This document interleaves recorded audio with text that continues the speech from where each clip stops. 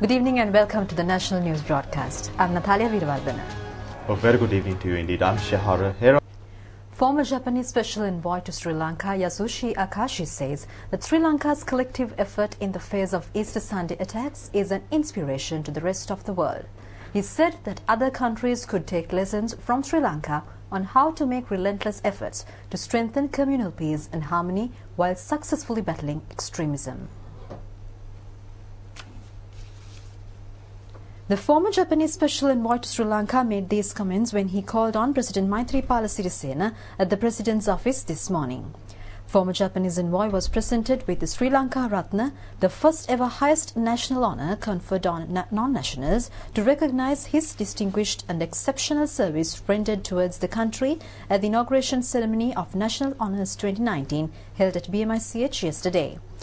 The President thanked former Japanese envoy Akashi for his numerous efforts to restore peace and harmony in the country. The President wished him long life to continue his exceptional service to the world at large. Former Japanese envoy Akashi extended his gratitude to the President and the people of the country for conferring the great honour on him.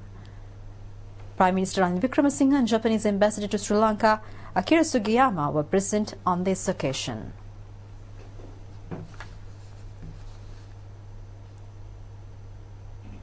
Meanwhile, the former Sri Lanka Army Commander General Mahesh Senanayake called on the President Maithripala Sirisena at the Presidential Secretariat today.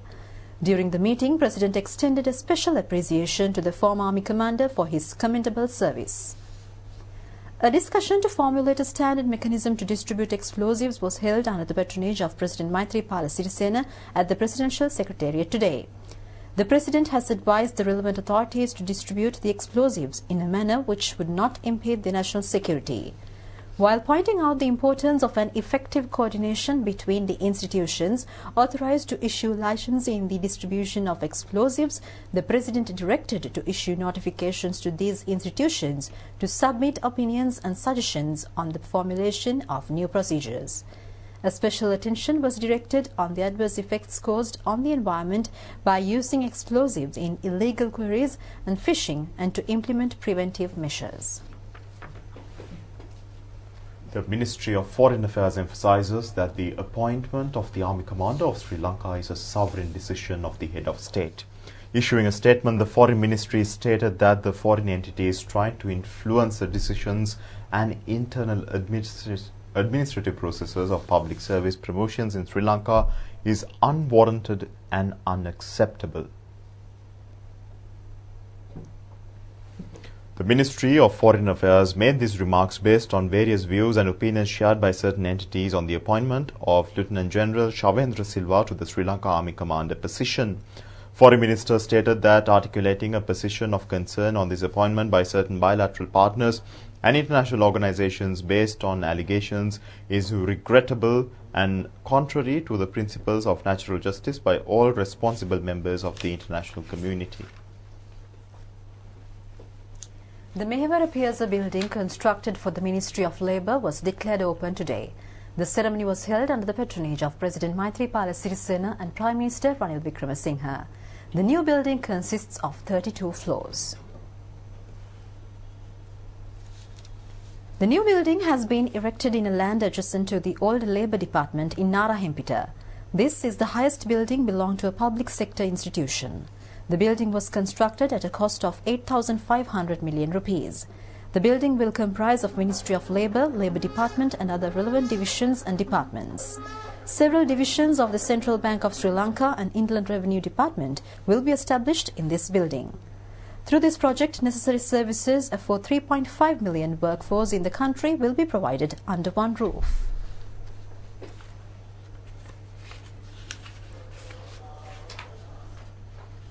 Ravindra Samaravira said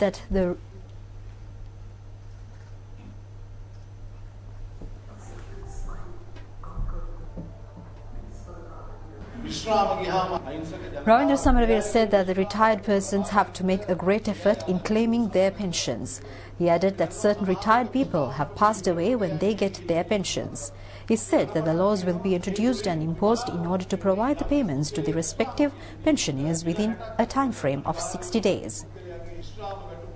ඒ පුද්ගලයා සතු වෙන විදිහේ නීති රීති අපි අලුතෙන් ක්‍රියාත්මක කරන්න ඉදිරියේදී බලාපොරොත්තු Prime Minister Ranil Wickremesinghe said that this ministry renders a great service to the economy. He said that the employment rate of the country increased with the implementation of the open economy system. He said that the government attention has been drawn to create an export-oriented economy in the country, which will increase the national employment rate. The Prime Minister said that the revenue rate of the people of the country was increased from 50% to 100% amid various issues and challenges including the national debt. He added that the public sector and private sector revenue generation was doubled during the past couple of years. The Prime Minister also said that the revenue of the private sector will continuously increase with the introduction of the export-oriented economy. And now the Sri Lanka Korean National Vocational Training Institute, with the aim of creating a citizen suitable for the new technical world, was declared open today. The institution was declared open under the patronage of Prime Minister Ranil Wickremesinghe. This is the largest technological institute belonging to the National Vocational Training Authority. After opening of the new Vocational Training Institute, the Prime Minister engaged in an observational tour of the premises. The aim of the project is to actively engage youth without ordinary level qualifications or university entry qualifications towards the development process of the country. Accordingly, the institution, established with the aim to create entrepreneurs and technological professionals, is situated in Orugodawat area in Colombo. The project, initiated in 2016, was completed at a cost of more than $12 million. The motor mechanism, civil engineering, computer technology and high-pressure machinery technology and various other technological subjects are available for students throughout the institute. A curriculum on robotics will be introduced through the Sri Lanka Korean National Vocational Training Institute for the first time in Sri Lanka. Full-time, part-time and other courses and diplomas will be provided through the institute.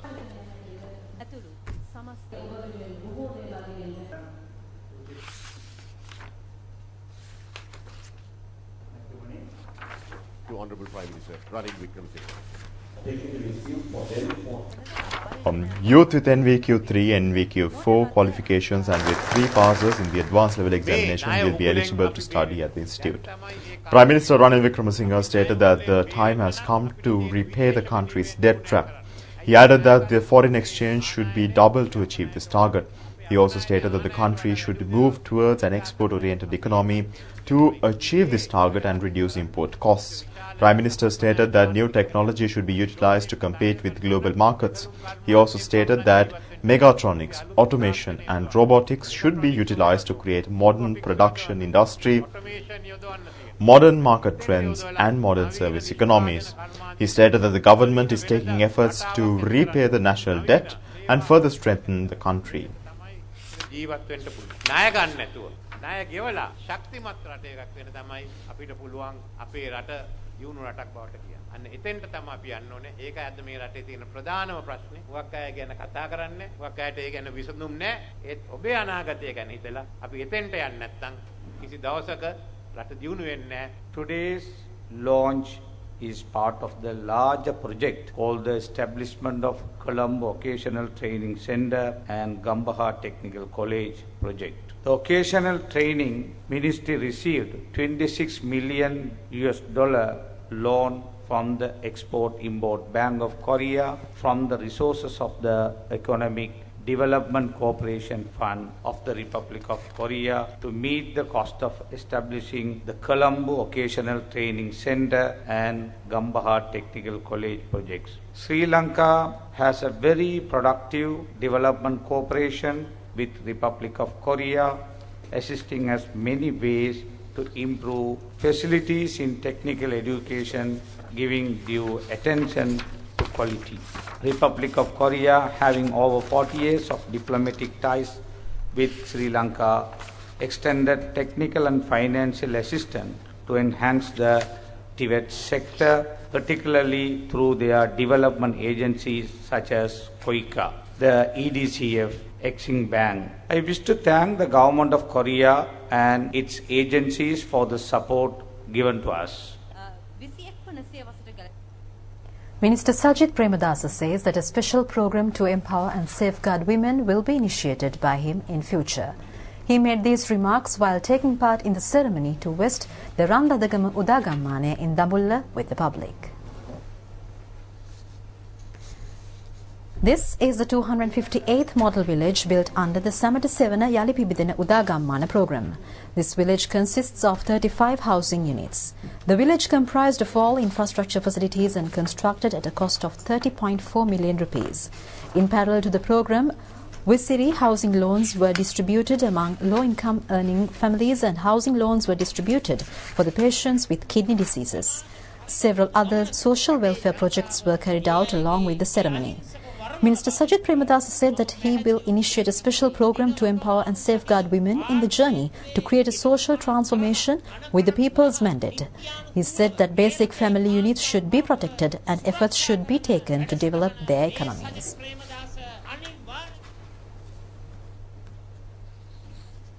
And now the new British envoy to Sri Lanka, Sarah Halton, states that she is looking forward to further strengthen bilateral relations between UK and Sri Lanka. She made these comments while assuming duties as the new British High Commissioner to Sri Lanka. The newly appointed British High Commissioner to Sri Lanka, Sarah Halton, presented her credentials to President Maithripala Sirisena at the President's house yesterday. Subsequently, she assumed duties as the new British envoy to Sri Lanka. She has stated that it was a delight to become the new British High Commissioner to Sri Lanka.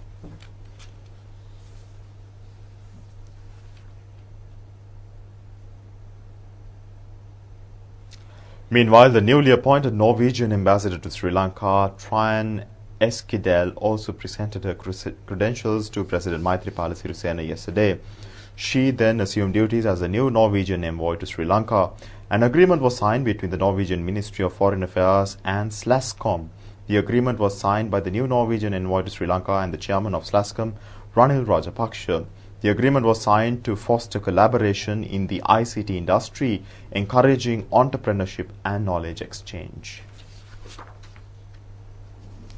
Election Violence Observation Centre says a fair investigation should be carried out regarding the use of the vote and being registered in the voters list at a time when former Defence Secretary Gotabaya Rajapaksa had renounced his Sri Lankan citizenship.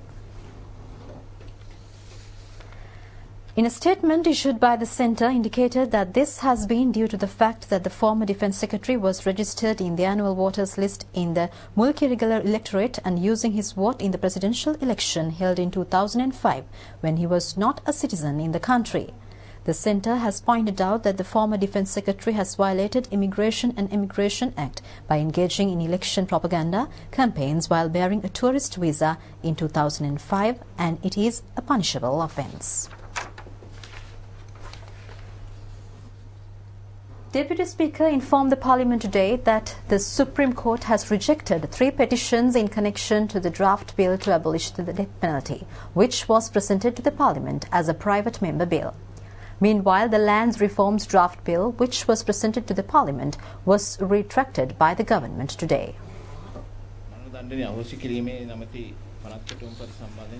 Deputy Speaker Ananda Kumarasiri said that he wishes to inform that the Supreme Court has rejected 3 petitions on the implementation of the death penalty.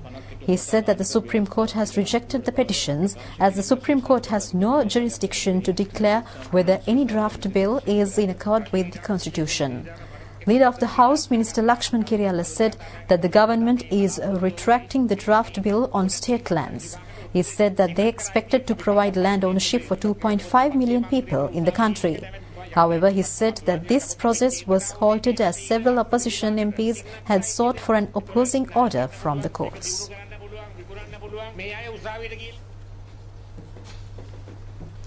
And now the Presidential Special Commission points out that functions of the intelligence units should be further strengthened through an act, and the importance of carrying out the duties of the intelligence services in a responsible manner. The Commission members made these remarks today while recording their statements before the Parliamentary Select Committee appointed to probe the Easter Sunday attacks. Supreme Court Judge Vijit Malargoda functioned as the chairman of the commission, and former Ministry Secretary Padmasiri Jayamana and former IGP N.K. Ilangakon were the other members of the commission. The commission members made submissions regarding the recommendations submitted through the commission report. One of the recommendations was on the process of establishment of the madrasa schools and religious places and bring all religious affairs under one ministry. Supreme Court Judge Vijit Malargoda stated that recommendations have been submitted on the process in creating peace and harmony among all ethnic and religious groups.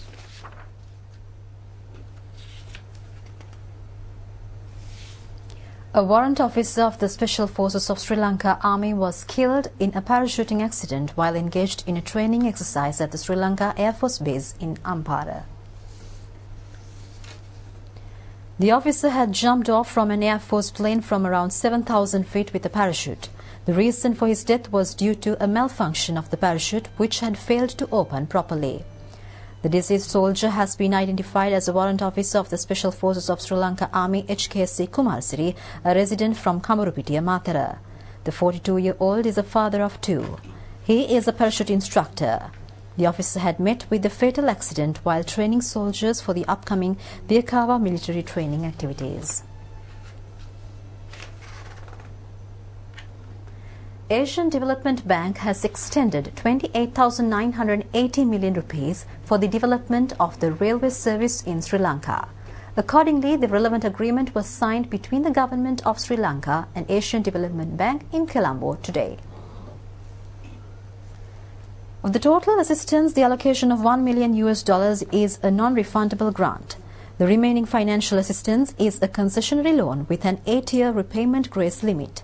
Accordingly, 32 sub-projects and purchases set to be carried out while identifying the requirements of the railway service through the acquired financial assistance. Initiatives including ticketing and seat reservation system, island-wide telecommunication system, operations headquarters, train control center will be carried out under this project. Multi-storied housing complex near Malepal Railway Station, Kandy Urbanized Railway Project, Kalinivali Railway Development Project and many other initiatives will be carried out under this project. And now 2 suspects trained by Muhammad Zaharan in Nuwara area was taken into custody today by the officers of the police terrorist investigation division. Accordingly, the suspected Maulavis who had received training in Nuwara were arrested by the police. The suspects are residents of Hettipula and Nikavarati areas. According to a statement issued by the police headquarters, Terrorist Investigation Division is carrying out further investigations with this regard. Now let's have a look around Asia in 1 minute.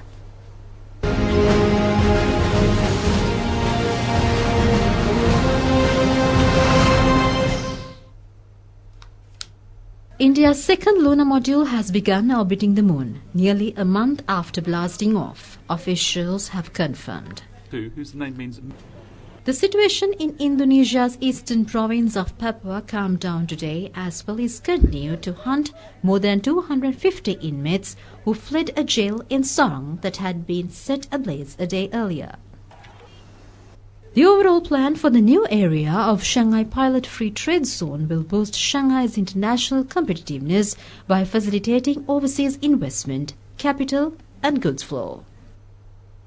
Indian Air Force officials airlifted 2 fishermen who were stranded in Tavi River in India's northern Jammu city.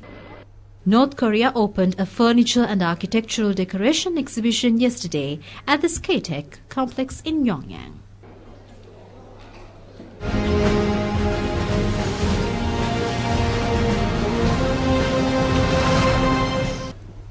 And now the program to provide a 500 rupee daily allowance during the vocational training period for the students enrolled in the 13 years of continuous school education curriculum was launched today. The program was launched under the patronage of Minister Akila Viraj Karyavasam. The program, which was initiated in 2017 as a pilot project in 42 schools, was expanded to 154 schools in 2018 and initiated in another 114 schools this year. The students are provided with the opportunity to receive advanced level education despite their ordinary level qualifications through this program. This program provides the students to receive an effective vocational training and guidance for the expected employment opportunities and become a professional with the National Vocational Qualification Certificate. 1,548 students are receiving training in 100 vocational training institutes thus far. The distribution of relevant bank passbooks to provide the daily allowance of 500 rupees was held today. The allowance is expected to be extended to all students currently engaged in vocational trainings in the future.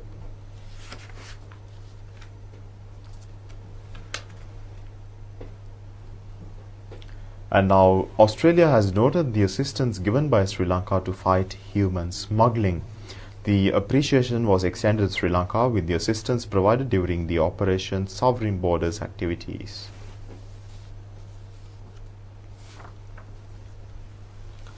In an update on the Operation Sovereign Borders activities related to the on-water reception and processing of illegal maritime arrivals in July, the Australian government stated that it intercepted a maritime people smuggling venture from Sri Lanka with 5 Sri Lankan nationals on board.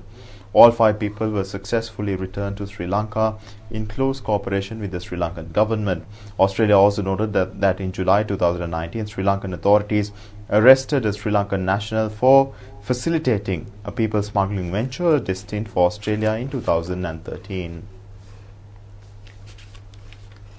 And here's the stock update. The all shares price index closed at 5,912.46 points, increased by 43.39 points. And the S&P SL 20 index closed at 2,914.58 points, also increased by 18.44 points at the end of trading in the Colombo Stock Exchange today. Turnover was over 383 million rupees. And here is a summary of market details of the Colombo Stock Exchange today.